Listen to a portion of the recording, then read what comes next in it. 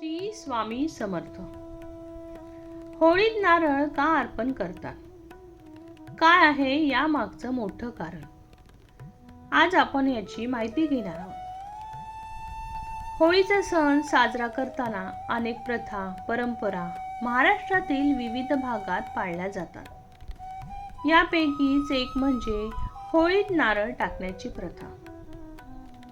आज 13 मार्च आज होळीचा सण.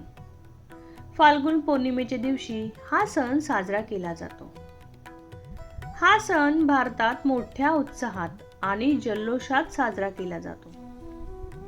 होळी हा सण वाईटावर चांगल्याच्या विजयाचा प्रतीक म्हणून साजरा करतात.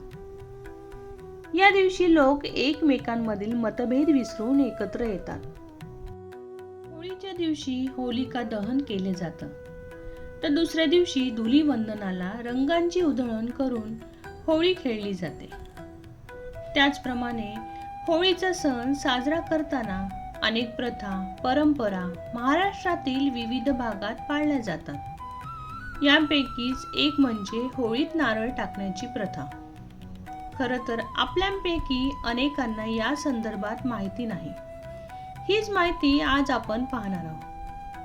होळीत नारळ का अर्पण करतात?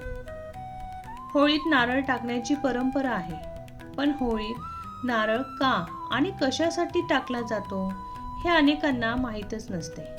या संदर्भात आज आपण माहिती घेणार आहोत. नारळाला असलेले डोळे हे त्रिगुणांचं प्रतीक मानलं जातं. त्यामुळे पूजेमध्ये नारळाला विशेष महत्त्व आहे. नारळाला कामधेनू तर नारळाच्या झाडाला कल्पवृक्ष म्हणतात. होलिका दहनाच्या दिवशी आगीत नारळ अर्पण केल्यास घराची आर्थिक स्थिती सुधारण्यास मदत होते, अशी मान्यता आहे. तसेच घरातील व्यक्तींवर असलेल्या कर्जाचा डोंगर देखील हलका होण्यास मदत होते. त्याचबरोबर अशी देखील समजूत आहे की नारळाला होळीच्या अग्नीत समर्पित केल्यास व्यक्तीला आणि त्यांच्या कुटुंबातील सर्व सदस्यांना शुभ आशीर्वाद प्राप्त होतात. तसेच होलिका दहनाच्या दिवशी कापूर टाकून नारळ जाळल्यास तुमची अनेक दिवसांपासून रखडलेली कामे मार्गी लागण्यास मदत होते. जर तुम्हाला मी दिलेली माहिती आवडली असेल तर माझ्या चॅनेलला सबस्क्राईब करा. श्री स्वामी समर्थ.